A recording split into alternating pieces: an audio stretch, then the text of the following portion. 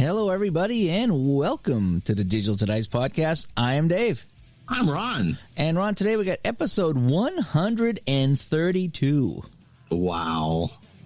It's getting up there, Do actually. I have anything? You're looking at me. Do I have anything? It's like we went to start to count and realized we'd counted wrong. Instead of 1, 2, 3, 1, 3. There's no dance step. 1, 3, 2, 1, 3, 2. Yeah, it's probably a progressive dance step, progressive rock or something. I don't know. There you go. Anyway, hey, so today, in today's episode, we're going to be talking about researching the replay as we, talk about some things you can do to if you're playing a full season or if you're playing a specific player and you start, researching the team, researching the player, researching the season to kind of enhance what's going on and make it a little bit more personal and formal for you and the whole bit. But anyway, ways to get a hold of us here. digitaltodice.com is the website where we park all the shows over on Spreaker, digitaltodice.com. The text line, 978-751-DICE, 978-751-3423. The email is digitaltodice@yahoo.com.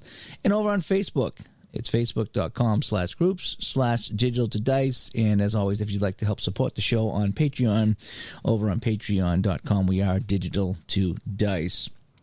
And, we haven't had a guest on in a while, Ron, and now we're looking at, several in a row coming up. Several in a row. You're going to get sick and you're going to wish that we would actually do a solo show again. But we got some great ones lined up. Yeah, we have a couple of book authors lined up. We're going to talk to them about their books. And then we got some people in the community we're going to talk to and some more game developers. So it's going to be a crazy spring and summer here on Digital to Dice. Really looking forward to that. In fact, we're going to be setting up some live discussions as well with some of these authors. I think the first one we have scheduled, or at least that I know of, is May 7th, Saturday night, May 7th. We're supposed to talk baseball on May 7th. And this is one of the reasons why we're doing this show today is something, an offshoot of this. Yeah, and maybe next Friday or Saturday night we might be talking hockey with somebody. I have to see. We're still up in the air on some of that stuff there, but we got some good stuff coming up here. Yes, here on Digital to Dice as well as our YouTube channels. So anyway, well, I guess we should start with the weather. You got some snow. As late as Monday afternoon, the National Weather Service said the chances of 2 winters or more here in Burlington were 18%. And as Wait, say that again. Say that again. 18%. No. How many inches? 2. Okay. That's what I said, right? Yeah. Okay, chances of 2 inches in Vermont were 18%. 18% here in the Valley floor. And as I've said, and as Dave has quoted me for correctly saying before, if you have an 82% chance of something happening, such as getting less than 2 inches of snow in the middle of April. In a college town, nonetheless. Then that doesn't mean that's not always going to be the case. And when we woke up Tuesday morning, there was 4 or 5 inches of heavy, wet, heart attack snow. That sucks mid-April. April snow sucks. It goes away pretty quick, but it just sucks. Oh, it was gone. I was able to get out Wednesday. You know what the worst thing was, outside of the fact that the winds picked up and a lot of people around us lost power, including my mom and all that, was that it looked so damn pretty. Oh, it does. When you get that wet, heavy stuff, that is snow globe snow. Mm-hmm. And that is, that even in mid-April, it's pretty. And so I was supposed to stream, but my lights kept flickering. Like, no, we aren't going to do that and have the lights go out. I've had one ball game this year that we had to stop in the middle of because I lost my internet connection. It's like, no, we can't do that. So the wind was blowing so hard Monday night, Dave, that I thought my bedroom screen was going to pop out. Oh, you said that. I was shaking. Yeah, it was just, and the cat is freaking out and all that. So, but yeah, by Wednesday morning, there's still little bits of snow on the ground, but the grass is greening up. So we've got green grass and a little snow up here. Yeah, it's time to cut the grass around it. We've had nothing but wind ourselves. Holy cow, it blew over my fence. I woke up on my birthday was on Tuesday, and the wife wakes me up. I'm like, all right, what do you got, breakfast in bed? And she's like, no, come out in the rain and help me pick up the fence. So we had to go out back and pick up the fence that had blown over, put it back into place in the rain and the mud, and try to tie it up with bungee cord just so the dog wouldn't get out of the yard. I was like, oh, that's just not the way I wanted to start. See, we're not even the Woodstock generation. You could have made something out of that if you were a few years older. It just was terrible. It's just the wind has been so bad. That's the piece of the fence that been hit by the tree twice in a row from falling down in the woods. So that was due to be replaced. But yeah, it's just not a good way to start the day. My mom got after the snow because she got 6+ inches. She had pine limbs fall on her roof after that snow. Yeah, we haven't had hit the house, but our fence got destroyed this last winter. So hundreds of dollars later, we got to fix it. So yeah, fun stuff there. Always. Yeah, so that's cut it into my gaming budget. But honey, I need to sit. No, you don't. If the Coyotes are going, go ahead. Buy that season. Well, that's the other thing is, I got to keep the coyotes out of the yards. I guess there's deer running around. The neighbor saw some deer. The deer I don't mind so much, but do got to keep the coyotes out. So we have to put the fence back up. Anyway, so should we get into what we're playing? Yeah. All right, here we go.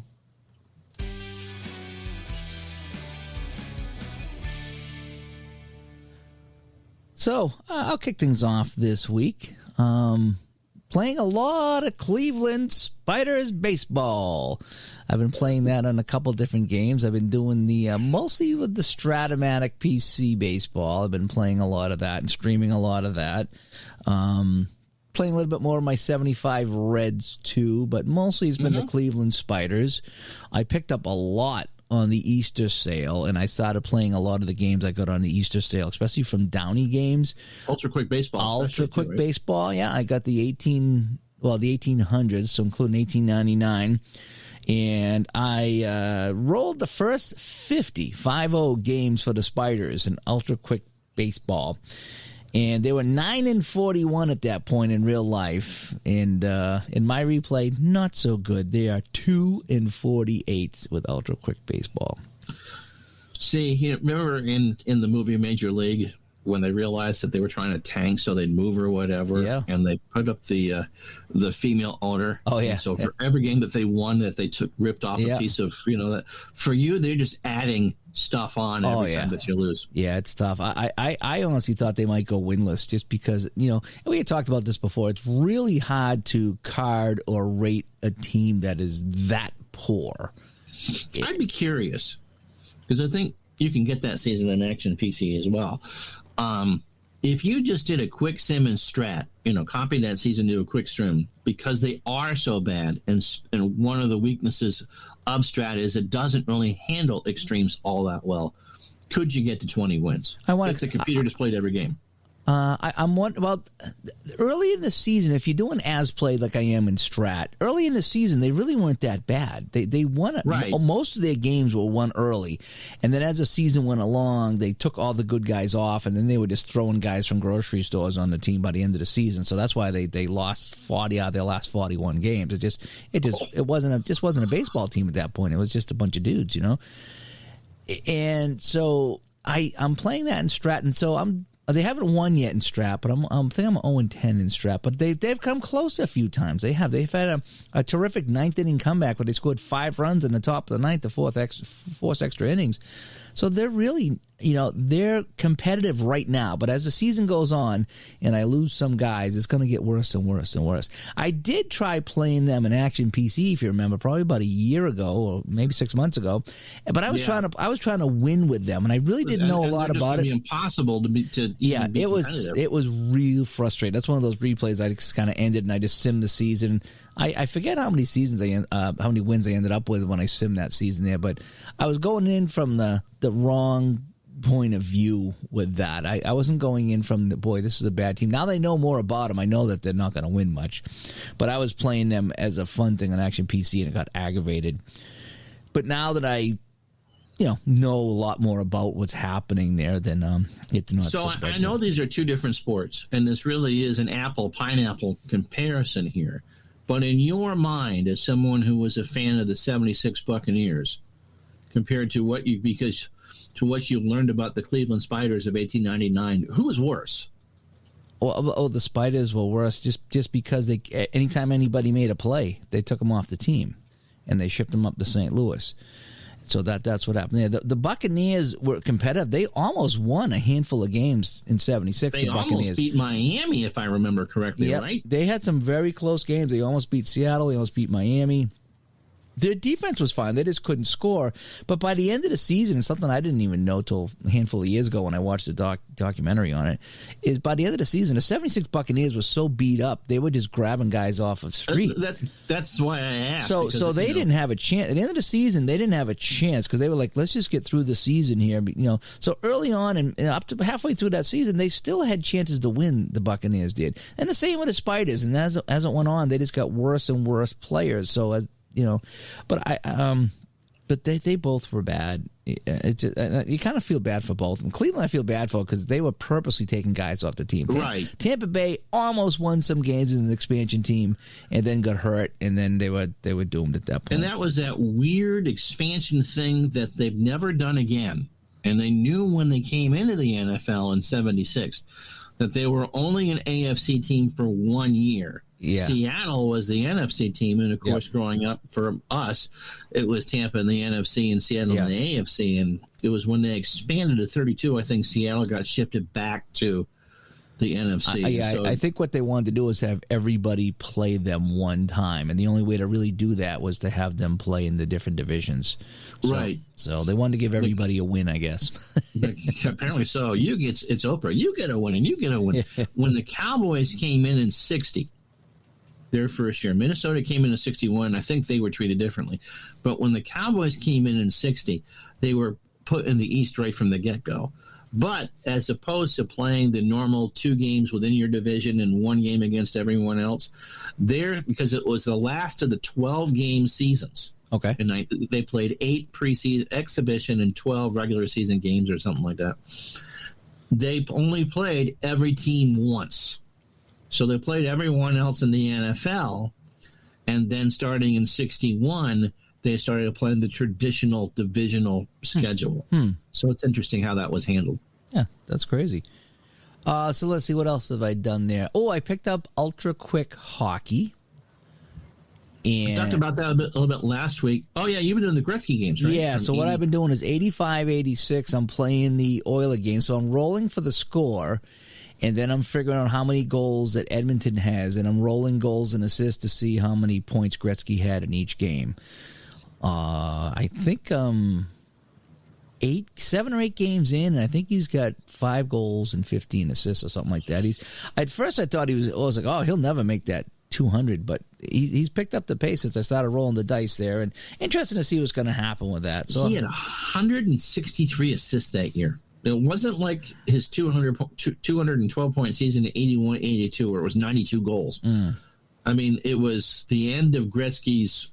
It was still at 56 goals. Let's not kid ourselves, But he, he's getting a couple assists a game. I don't think I'll make that mark. I mean, it's still early in the season, but there was a couple games he might have got 1 assist and something like that. I mean, I'm scoring goals. I'm getting 6 or 8 goals for the Oilers a game, and I'm rolling the dice. And it's like, I kind of need him to get a little bit more than 1 or 2 points a game if I really want to get to that level there. But again, it's just a fun little experiment that I'm doing with one of the Downey games that I bought.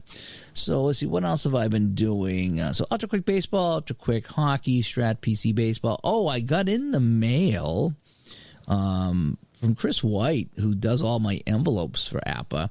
1899 baseball season. Those I talked about that in my baseball game today. Those are gorgeous. I'm going to try to get him on a chat here on YouTube pretty soon and talk to him about that stuff, because I got him in and I was shocked. I thought it was just going to be, printed cards or whatever, but he had like the logos on the back and they all designed was perfect. And the only thing I had to do, I did round the corners. You did end up rounding the corners? I did, yeah, and they look really, really good that way. But yeah, so hopefully I'll be playing some more Spiders baseball with that.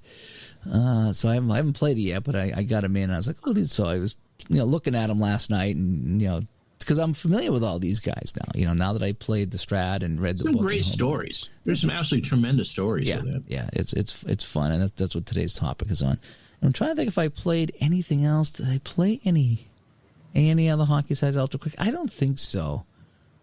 No, I just had a crazy week with the wind in the fence, and that tied me up for a couple of days dealing with that and whatever. So, yeah, but it's been fun rolling dice again with the ultra quick baseball and the ultra quick hockey, and it's just kicking back and relaxing, on the tabletop and rolling the dice with no pressure, no nothing, just doing that and enjoying that and having some fun. So awesome. So what have you been doing?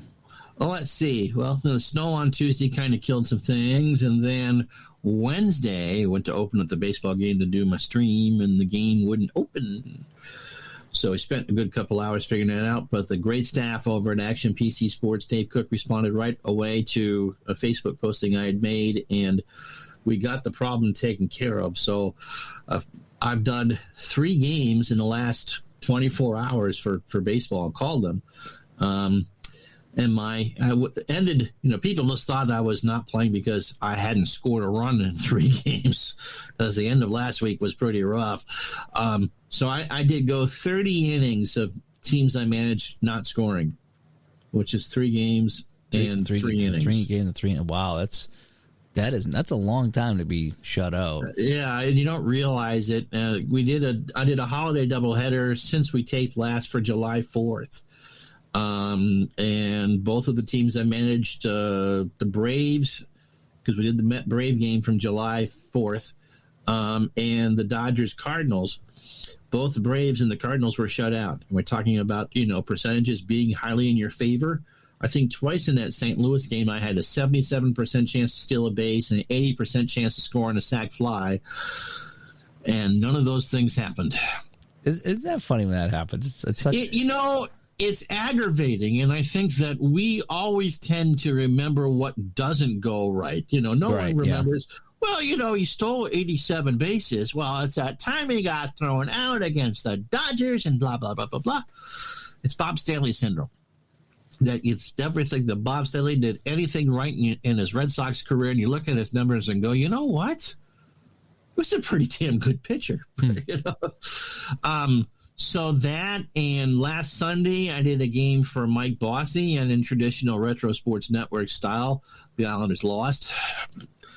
They did come back to tie the game. They were down. I forget, who did I play them against? Montreal.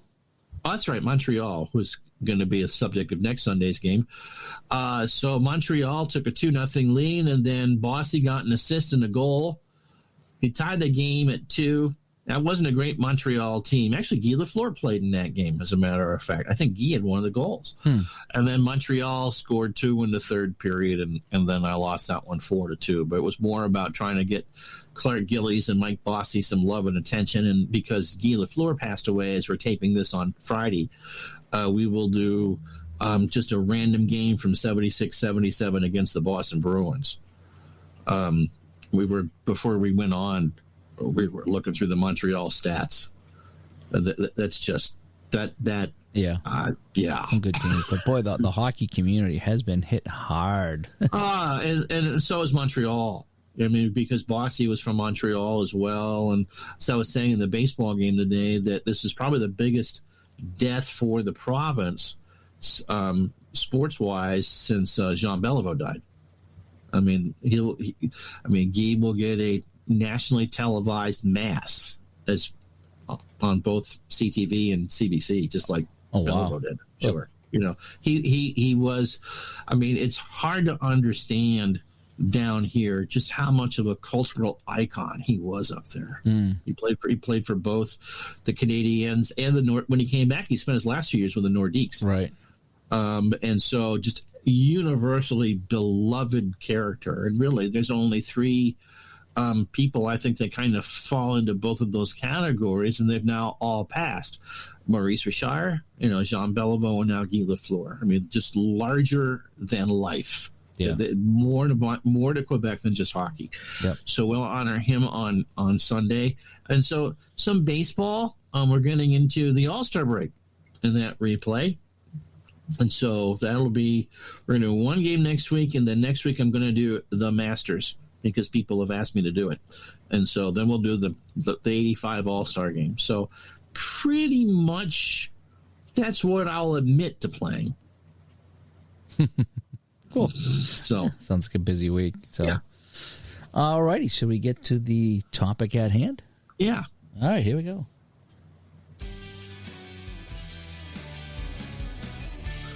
Before we get into that, if you've ever been interested in trying Strat-o-Matic Pro Basketball, it is on sale through May 1st, the Windows PC version, including the card image, for $33.50. Yeah, it's on sale half price. Has half price through May 1st. So a friend of the show, Mark Unger, picked it up last night. In a retro season, the combined price was $61. So if you've ever have given thought to it, for that price, if you don't like it, okay, but I thought about it. I'm still kicking that around because I have I don't know what year I have for that basketball game. I don't think it's the new one, but I think I have the 20 version. I had some problems with it as we talked about there. Mm-hmm. Yeah, it doesn't say what one I have here. It just says Strat-o-Matic basketball. But I had some issues with mine, so that's why I was like, I don't know what I want to do with it yet. Do I really want to get it? I give them credit for saying that, look, if you want it, because they used to only do sales twice a year. Mm-hmm. But if you've given this some, if you're kind of on the fence about it, that's a great entry point price. Even if you just try a couple of games with the current season and just spend the $34. If you like it, they have every season from 60 forward. So anyway, I just thought that they didn't ask me to do it, but I just thought that's new for them to do that. And boy, half price for one of those games is a good deal. Yeah, I haven't played that since, it's been... Whenever your most recent season on the bottom is the year you bought it. Yeah, I'm just looking here. I haven't played that since December. I played a little bit back in December. Yeah. I'm doing the 85-86 Celtics. Those are fun. Except for when we play a certain team from Atlanta. Those are fun. I've gotten past the point where the only home game they lost was to Portland. We beat them.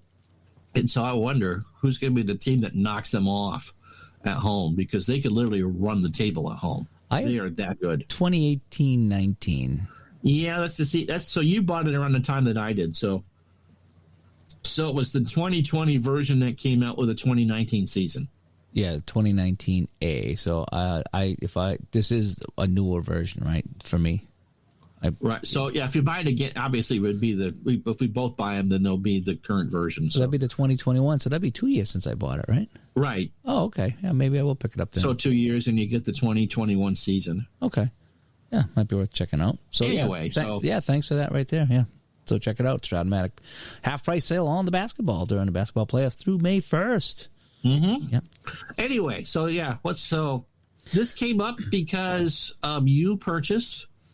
You got on a Spiders. What got you on a Spiders kick to begin with? Jeez, I'm trying to remember, because I remember I heard about the Spiders and I picked up $18.99 for Action PC Baseball, and I was playing it and I was losing. We lost all kinds of crazy ways. We lost on walk-offs. We lost on wild pitches. I mean, any way I could lose, we lost. Didn't the game freeze on you? Wasn't that the final No, you know straw? what was happening is everybody was stealing on every pitch. Oh, okay, yep. And you had said you had a glitch like that. I had a glitch that was that, and you had to stop the game and replay it. So I didn't know if it was a glitch or if it was just that team was that bad that everybody was running on them. I mean, they were stealing third. It was like they would steal second and then steal third on consecutive pitches or batters or whatever. And I was like, oh, man. So I thought something was wrong with the game. And I went back in, and I just was losing a lot as I was with the Spiders. But something was just bugging me about it. And this was a couple years ago. We should just let people at least over a year ago. And so I ended up saying, the heck with it. And I walked away from it. And I don't remember what brought me back to that. Maybe it was I started playing Strat Baseball and PC Baseball, and I really liked it. And I think I got thinking about, boy, maybe give the Spiders a try in that. And they had the season. They had the season. You were trying the A's and the Reds. And so I was like, well, maybe I'll get that and have some fun with the Spiders there. I just won't play as the Spiders. I'll play the other team. And I just started getting into it for some reason. It was just kind of fun. And then someone pointed out the book to me. And then What's the name of the book? It is called Misfits, Baseball's Worst Team Ever. J. Thomas Herrick. Okay. I'm trying to read it from far away. Hope that's it right there. And he contacted me, and he says, I've been watching your YouTube videos, and we started chatting. And so I ended up buying his book from his website rather than Amazon, and he autographed it for me. So I actually bought it while I was talking to him. And I read the book, and it was just like, wow, this really, 10 games into the Spider season, and it really did explain what happened to the team. It goes game by game. And so as I'm playing these games now, and I was reading the book at the same time, I'm starting to learn the players not only on the team but on other teams, and it just made everything so much more enjoyable, because instead of just playing the game, now this is 1899. I don't know anything about 1899. Really, my history is a little fuzzy at the turn of the century of 1900. So we're not talking about, Yaz and Fisk or, Reggie Jackson or people that I know, or A-Rod or Veritek or, anybody from the modern Red Sox or Schilling. These are guys, I had no idea. I mean, Cy Young, obviously, I've heard of, and Honus Wagner were the only two that I remember, or whatever. But it just, I have no idea. It was just the idea of playing a bad team in the Spiders, but I didn't know why they were so bad. And the book explained why. And on a daily basis, I'm reading who the pitchers were and what was happening in these games and why they were losing these games, and what games they came back in. And then even when they won a game, they usually would win game one of a doubleheader and then just get destroyed in game two. It's kind of how they got most of their wins. But just seeing the names in Strat and then seeing them in the book, now I can kind of put some meat on the bone, so to speak.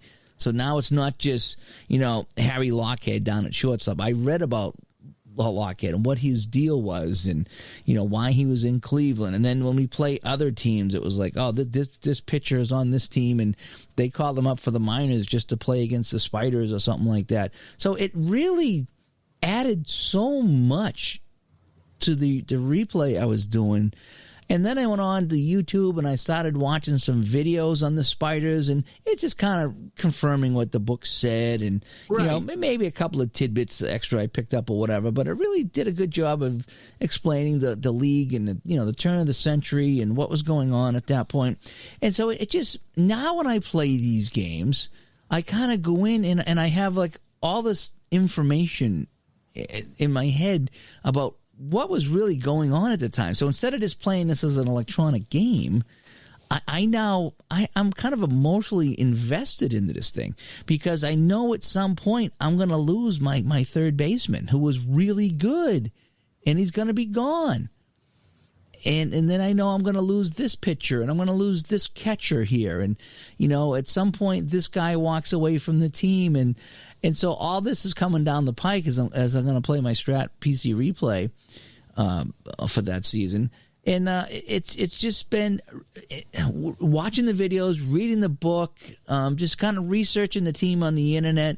It's something I really haven't done, because I've always played seasons that I was pretty aware of.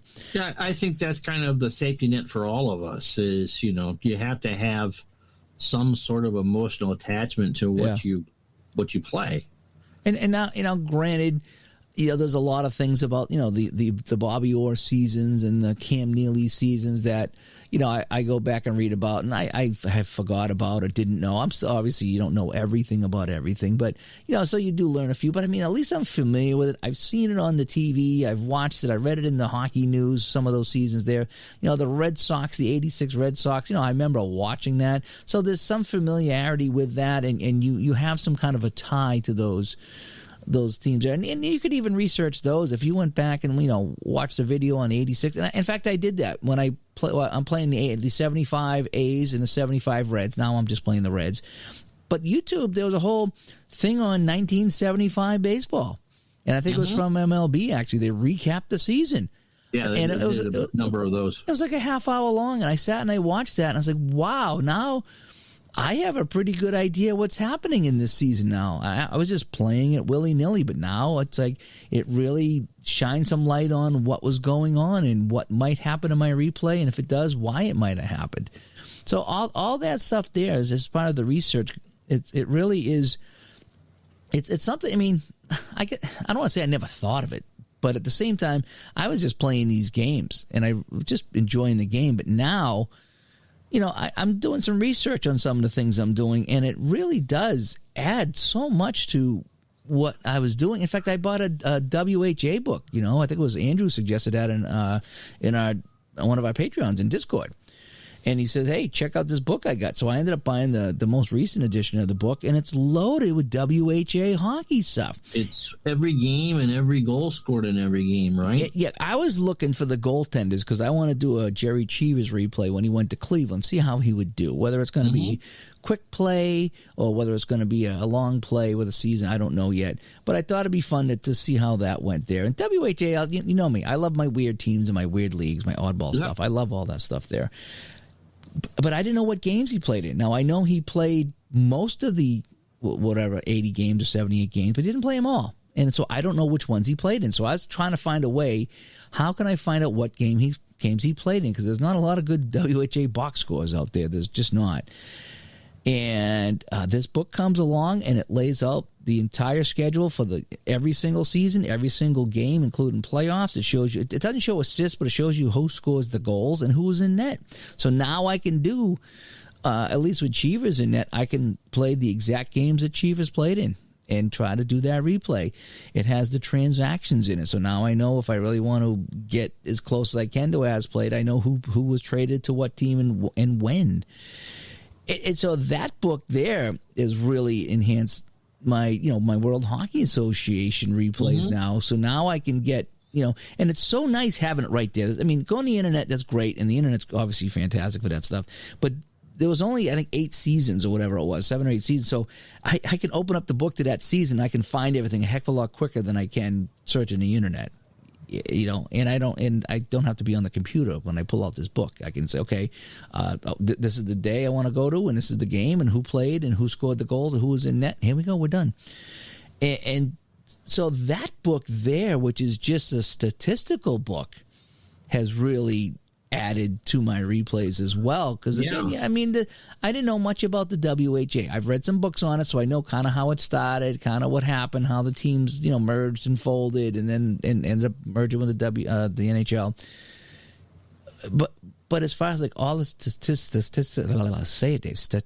stuff, and who played when, and why, why this guy was here, and what happened to this team, and this team stopped playing in mid-season, and where did the players go? And it's all there in the book. Everything is there in this book here. You get any stats for the WHA you want.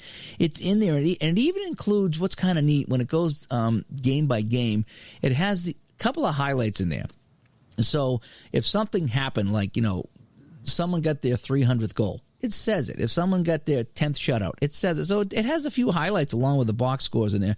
It's just such a wealth of information. And I love one on the NHL. The only problem is a book that size would probably be... Oh, my goodness, for 100 seasons? Yeah, I mean, you'd probably... That would be good for, 5 seasons maybe? It'd have to be in volumes. Yeah, you'd have to... would have to have that. But, I mean, something like that... I mean, and I know it's all out there for the NHL, and they have the box scores and the lineup. So, it's all there online, but it is nice having it in a book because you can just open to that and go. You don't have to go online and click and go here and jump through some hoops to get it, whatever. Click, So between these two books, the baseball book, which goes game by game and talks about who was pitching and what happened in the game and who was thrown out of the game and who was getting lettuce thrown at them on the walk back to the carriage to go to the hotel.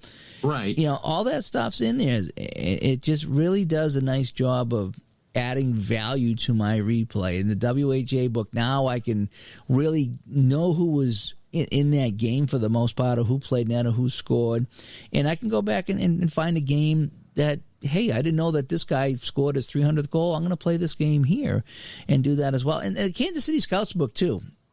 Was it Yeah, for that. Yeah. Icing on the Plains, I think it was called. And I'm trying to get him on the show too. Trying to get the author of that book on the show. And I think that went game by game as well. So if I ever want to go back and play the Scouts, I don't know if it did both seasons or if it just did the first season. I haven't read that book in a while. But, I mean, it went game by game. And, you know, even the games that got smoked 10-0, it talked a little bit about them. So that I could go back and play a game and read about what happened on that game. Now, you tend to go to newspapers.com. Yes. And we've done that at night. We've spent, you know, a couple of hours or so just going over, you were reading stuff off of newspapers.com. And I can imagine that, you know, that really helps. Who knew that Will McDonough wrote about hockey? You know, But I mean, you know, we'll find a game we're talking about here and you go to newspapers.com and you read what happened in that game. And it really adds so much to what I was doing on the tabletop of the computer, just reading those articles. Absolutely. It really started for me. I think I got this Christmas 78. So 7 years old. And I think my mom or my grandmother, I think my mother, got me a book called The World Series. And it was the play-by-play of every World Series game from the first one in 1903 all the way through, I think, 78. They must have gotten it out for Christmas 78. So the Yankees beating the Dodgers to win that second one in a row. So the first 75 World Series. And I was just fascinated with it because as a 7-year-old kid, you don't none of this stuff. You can vaguely remember Fisk hitting the home run and Reggie, Yankees in 77 and 78 and all that. But, you know, it's all very recent stuff, or at least it was then. To go back through and read that, and that kind of kindled my interest eventually when we got to Micro League Baseball and realized that not only these history books that I read are the Neff Cohen books. I'm not sure they did them for baseball and they did them for football. And my mother said, hey, these are perfect, Ron. It's all in the 3-point type. And so that would go through and you would get year by year stats and where the teams finished, and you could see the trends and how baseball worked and where bullpens came in. And I had a couple I should probably pick up another one of those. And so that kind of fed into the interest in wanting to get to know these people a little bit better. You look through and say, you know, well, so-and-so, you know, finished playing in 1974 and he died in 1980. Oh, really? That's kind of too bad. And then when it goes kind of hand in hand because you know some of the names, and then when someone gave me Micro League Baseball, it had some of these great teams. And so you knew some of the names and that. And so for me, it's always kind of been hand in hand. And yes, when you play current seasons, you can watch them all on TV or that. Exactly. But but when I started to do this seriously, I mean, let's be honest, for you and I, this is more than just a hobby. Mm-hmm. You know, when this kind of became work, you're doing football games, or I'm doing football games, and you look at that, and even if it's just looking at the football reference page, you wanted to get an idea of, well, how should you play the 78 Oilers? Did they have, you know, you can remember Earl Campbell, and you know that Dan Pastorini played his way out of town, but, you know, memories fool you. but when you research the games you're playing, let me finish on that point. And so you go through and go, okay, so I'm doing the Oilers and the Rams or whatever from week 4, and you go through and look, and you can find the box score and go, okay, not only did this happen here, the final score was 20-10 Houston. They ran the ball 45 times. They threw the ball 12. I'm exaggerating here, but, you know, and so it started with, I want to be able to, if I'm going to show off these teams, I don't need to get a comment, they never threw the football 87 times in a game. You want to play them right.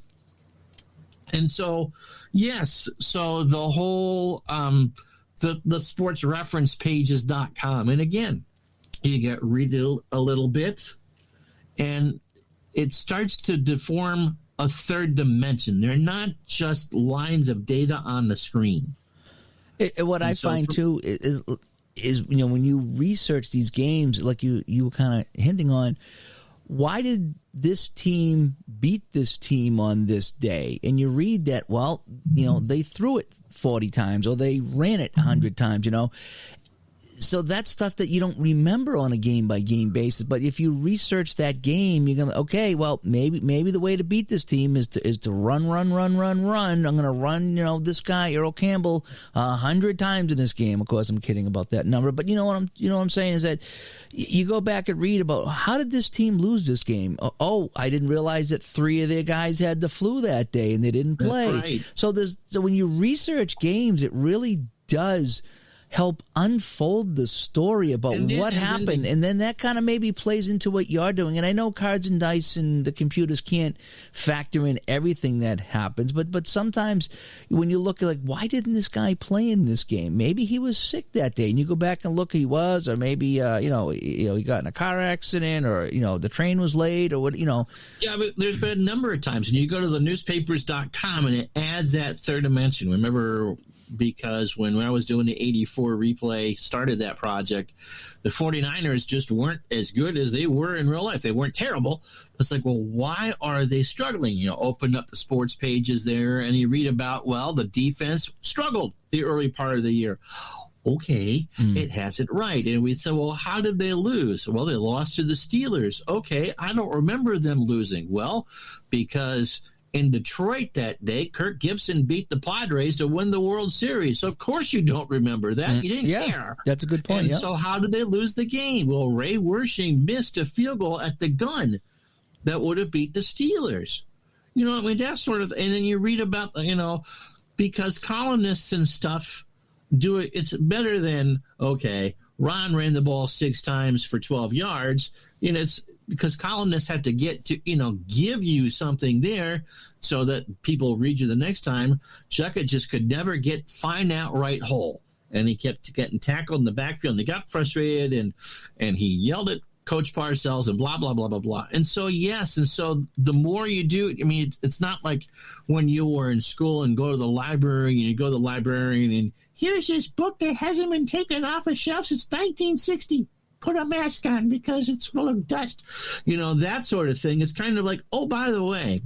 And so, yes, when I was doing some of the 85, 86 Canadians, not only, newspapers.com, but the Montreal Gazette, the entire run is there. And so you can just pull the paper out and read what Red Fisher had to say about Claude Lemieux and Patrick Waugh. And they're like, oh. Yeah, why didn't he play in this game? Well, he got in an argument with the coach, and the coach didn't play him. And you wonder why some of these guys didn't play in certain games. And if you research it, you find out why. And maybe you incorporate that into your replay, or maybe you say, something, that argument didn't happen, and I'm playing this goalie today. Right. Or I think for me, Shane Corson had a game misconduct, and in Action PC, that's a 3-game sit. Like, I don't remember that. Well, I really didn't follow hockey that much that year either. And so just happened to read in some of the notes in the sports section, and Shane, it wasn't for the exact 3 games, but early on that season, he got a game, and he missed 3 games because of it. It's like, And again, I just think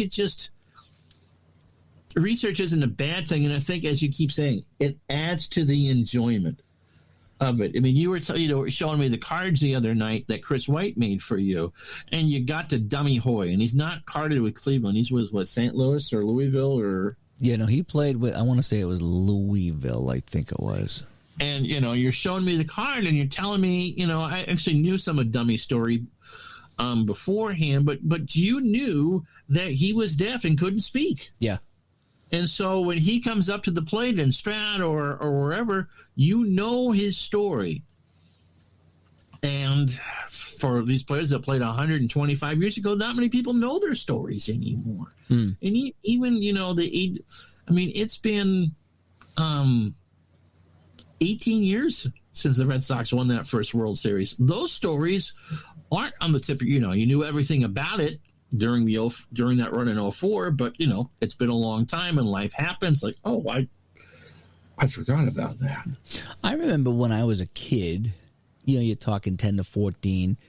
Right. I had these paperback books, and I don't know if I bought them, if they were birthday gifts or Christmas gifts, but I remember I had these paperback books, and they were for football stats, and it was like the 71-72 football stat book, and it just listed like everything that happened in that season, and it talked about the draft picks, and it talked about running, and I would just pour through that book, and it was just so interesting to see, and it was all just kind of numbers and names at the time, and I didn't really put a lot of faces to it, but it was kind of fun reading, oh, this guy ran for 1,000 yards, this guy ran for 800, and then you go over here and this guy passed for this, and it was just this. I remember having these things, and they were just wealth of information of stats. You're with your mom watching Father Murphy and all righteous and upright and all that, and then you can say to her, he ripped off Norm Snead's head in Cleveland one Sunday afternoon. What? Yeah, but it was just fun reading these old, and I remember these books. In fact, when we were talking about doing this topic, research and the replay, this is one of the first things that came to mind. Is I had these old books, and they were mostly football, and it just was like the football records book, and it had obviously the records for the longest this and the longest that, and streaks and stuff like that. But it did talk a lot about what was going on in that season. And, at the time, I probably couldn't really appreciate it. Now, obviously, there was no internet back in, 1979 or 80 or whatever it was that I was reading these things. But it was just really kind of fun looking through these papers. But, again, life was so different. You didn't have phones to stare at all day. So you did a lot of reading of the books back in that time. And I would just go through this book and reading these names. And it's like, and every time I'd come across a name, I recognize Larry Zonka. Jim Plunkett, I know who Jim Plunkett is. And, this is great. This is great that I'm reading about these people that I see on TV that I'm aware of, and here are their stats and blah, blah, blah. And it was, so I guess that was my first foray into a stat book with stuff like that. Then obviously the hockey news, I would read a lot of those and look at the box scores, and I always like the box scores. I like reading the box scores because I can visualize the game in my head. Yes. I had a full filing cabinet full of sporting newses because it didn't do the hockey and basketball box scores at that point anymore, but every baseball game and every NFL game. And so if you knew, you didn't necessarily read the football box scores for what was on TV on Sundays because you saw those. But if you were, for me, a fan of the Bengals, out-of-town team, I mean, yes, the Giants are on every week, but I wasn't necessarily a big Giants fan at that point. You'd go through and go, wow. And then you go, oh, he threw 4 interceptions. Oh, my goodness, he missed another kick. Oh, whatever it was. And you pour through. And for the sporting news of the baseball, again, we had no cable for a lot of that run. If you did, it was the Braves. And so you would get to read about, because in the baseball box scores, they'd have a paragraph game summary above the box score.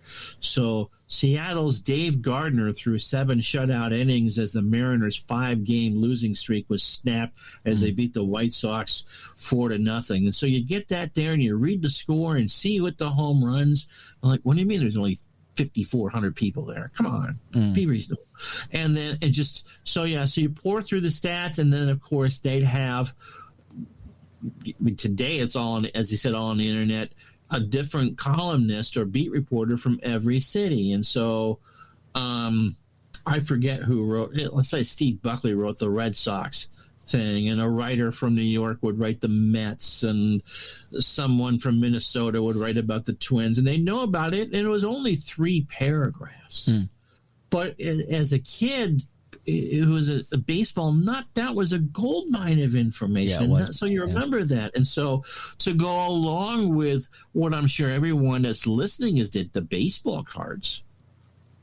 If you're really bored, maybe you got in trouble for pulling your sister's hair or not eating your dinner. Go here, when you'd pull out the baseball cards. And, okay, so when you were excited and pull out the 3 Red Sox cards that you might have got if you bought 5 packs, you start reading the other ones. Like, Juan Benitez. Oh, he played for the Red Sox. Yeah, I used to read the back of the baseball cards, and too. So, I think we're all kind of prejudged to do that. And, again, it just kind of makes that impression on your mind. And not the good thing is that the sports reference sites are free.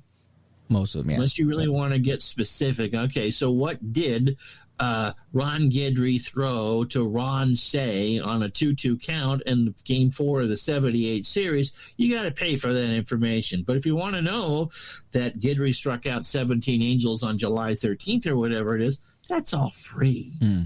And if you add something like newspapers.com, I mean, for a long time, they've tried to put groups of newspapers to digitize them so you could look through them. And it's primarily for what day were you born, what was on TV, what movies were at the theater, how much was a loaf of bread the day you were born, and the big stories. But no, you could sit there as you and I have done. And now Boston, Chicago, Montreal, not Toronto yet, I'm surprised, Cincinnati, Dallas, LA, and you can sit there and go, I had tickets to this, and you pull up the sports section the next day and read all about it and what they liked about it and what they didn't like about it, and in the process you're going to remember 6 or 7 things that you hadn't before, and find out how much good your tires were, because for whatever reason tires and sports sections go back forever. Yeah, they did. But you got to pay for it, but you realize that even if you just go to a couple times a month, just like, you get lost. Yeah, going back and doing all that. Yeah. I remember watching some videos on YouTube about Bobby Orr, and they were playing in Toronto, and it's like, score, Bobby Orr. It's a second shorthanded goal of the game. And now it's 3-2 Toronto. Bobby Orr gets 2 shorthanded goals, and the Bruins are still losing. But also to go back to something that aggravated you a while ago, when we first started you in Strat hockey. How could Bobby Orr lose the puck 5 times in a row? Yeah. And it's one of those things. Well, if you go back to just pull some random game and read some other there, you could read Orr really struggled today. You can tell that his knee might have been bothering him a little bit more. He wasn't sharp and had the puck lifted off his stick, something that rarely happens. Well, even you go back and look at Bird and Michael Jordan, you just remember them hitting all these clutch shots, but in realistically, they probably missed half the shots they took. Jordan, I think, missed close to 55% of the shots. And you don't remember it that way, because all you can remember is the big game shots. And so when I'm playing some of my basketball games and Bird's missing the net, I'm like, holy cow, Bird, what's going on here? You're 1 for 3 or you're 2 for 6. What's going on, Larry? You should be hitting them all. And that wasn't the case. But when you research it, you find And we haven't even hit on the other research tool, which is absolutely free, which is YouTube, because so many, especially basketball games, pop up now on YouTube. The football games, once in a while, the NFL will look the other way and you can find it. But there are studio master copies of the 1968 and 1969 NFL championship games in their entirety on YouTube. And so you go back and watch and listen to how they were called and what they looked like. And now that I've said that, those videos will get pulled. But, you want to watch some Red Sox from 1968? You can. It may not be complete games like you can today. And, of course, we're all spoiled by the fact that you can watch anything at any time. Pretty much, yeah. As opposed to that. And so, but there's so much on YouTube. And, remember you were watching some hockey game from the mid-'70s. And it might have been the Summit Series, because I know you've done that in a few engines. And all 8 of those games exist on videotape and are on YouTube. Mm-hmm. And you're saying to me one night, I can't believe how slow these people skated. And again, it's not a slam on it. For the time, it was the fastest thing there. But just the whole, not only can you read about Henderson scores, but you can watch how that was all set up. And again, those are all free. You don't need to pay for that except for your internet connection. Let me play devil's advocate for 1 second before we wrap up here. Do you think going back and researching a game or researching a team or researching a player, do you think that can spoil the replay in any way because now you know too much? No, I think maybe you're expecting something that may not happen in your replay, make you disappointed. I think Yeah, like you've gone and done some tribute games, and you try to find a game that they played well in, and you're kind of striking out in that. I've stopped doing that just because of that. So to bring the point home is that you go through and people will say, for Aaron, they wanted the 7-15 game. I think it was the last one I specifically just did for that. And the chances of one particular event happening in a game are rare anyway. And they got beat. I think I did a Tom Seaver one-hitter. And he threw great his first 4 innings and allowed 5 runs in the 5th. And so, yes, it does you do the research for that and go, this is what happened. We did a game for our friend Lorenzo. It wasn't a tribute game. It was, he paid for game 1 of the 63 series between the Dodgers and the Yankees, and Koufax, I think, struck out 15 or whatever it was, just a massive performance. And he really wanted that game, and did enough of it at that point to know that if you really want that game to have happened, you go to Baseball Reference and you punch up the box score and you read it. Because I did, when people paid me for a game, I would go through and read. I read the Daily News and Sports section the day of that game, and the Dodgers were favored, but they weren't favored by much, and so I had a sense of what was kind of coming, and he was just playing fanboy there and wanted Koufax to, just kind of hold, well, of course Larry never missed a shot. Well, of course Koufax didn't allow a hit. Well, he got, okay, maybe he didn't give up 5 runs, but it's kind of like prom night. It never matches up to how you expect it to happen, or going to see the big movie. Oh yeah, you got to go see the Batman. No, that's the darkest movie out there right now. Is that So yes, I think you're right in that sense that if you build up on, let's just say July whatever 1954, and Ted Williams hits 6 home runs in a doubleheader, and he strikes out 3 times. Yes, because that's what you're expecting. And you can't match that expectation. But I think go back to the abstract of knowing, well, why didn't Bossy play in these 2 games? He had the flu. And so it's like, oh, okay. That sort. So I could see where you would think that would go both ways. Yeah, but I think for the most part, now that I'm doing full season replays, which I really haven't done a lot of in the past, mm-hmm. I like my one-offs and my playoffs and my series or whatever, my West Coast road trips I like to take.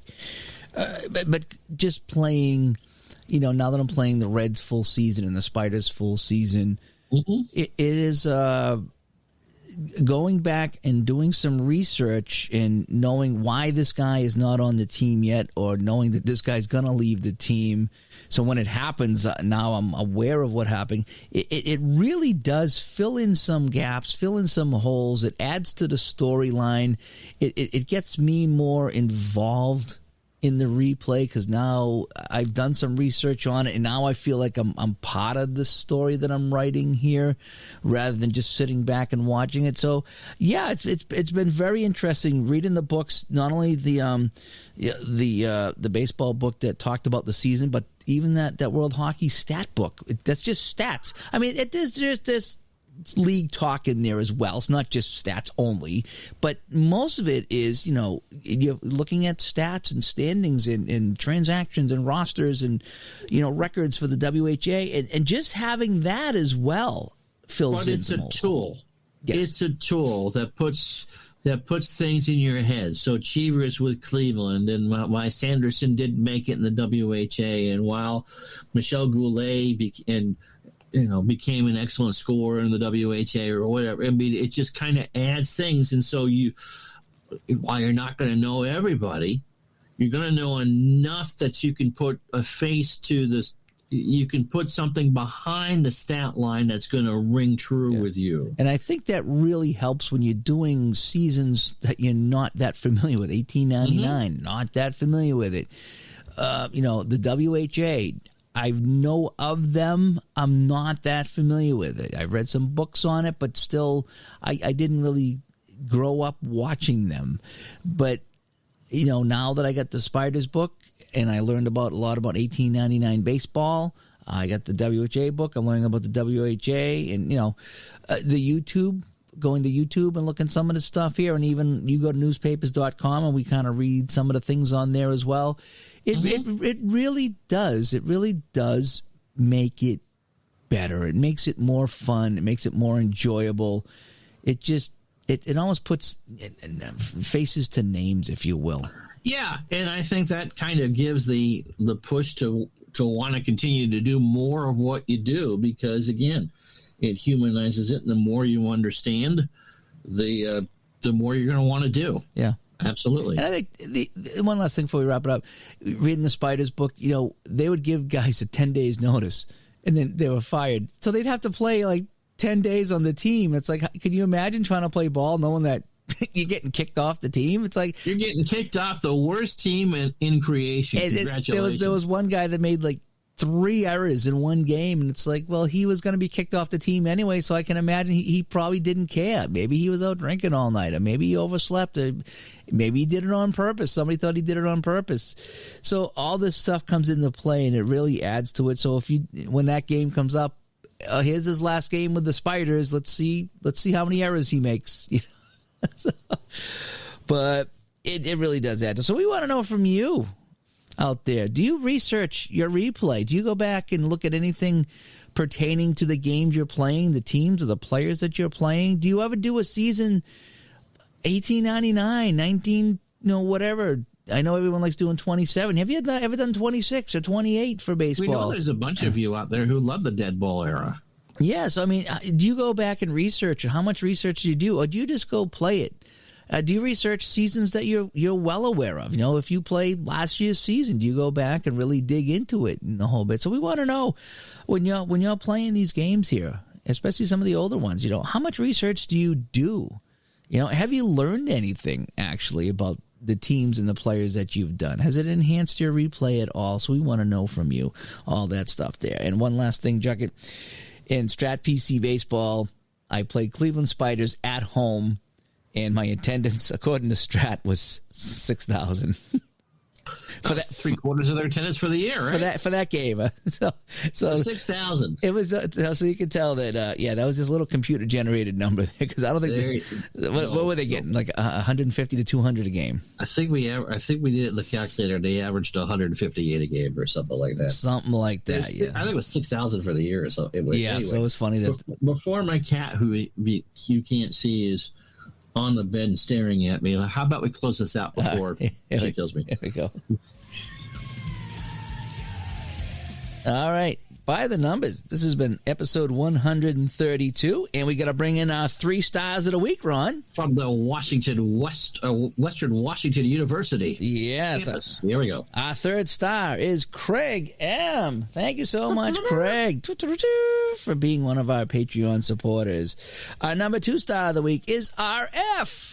RF, thank you so much for being a Patreon here on the show and on the channel. And our number 1 star, Ron, take it away. Our favorite goat herder, D. Scott Howard. D. Scott Howard. Thank you so much. Yeah, thank you so much, guys. To our 3 stars of the week, and thank you to everybody who helps support the show. Ways to get a hold of us: digitaltodice.com is our website. 978-751-DICE is the text line. digitaltodice@yahoo.com is the email, and over on Facebook, facebook.com/groups/digital2dice. And let's see, not sure what's going on next week. We may have our first interview next week or not, but coming up, we got a lot of guests coming on the show here, so look forward to that. Ron, absolutely. Thanks to you and Emily the cat for coming on. As always, and meow. We'll see everybody later. Bye-bye. Meow.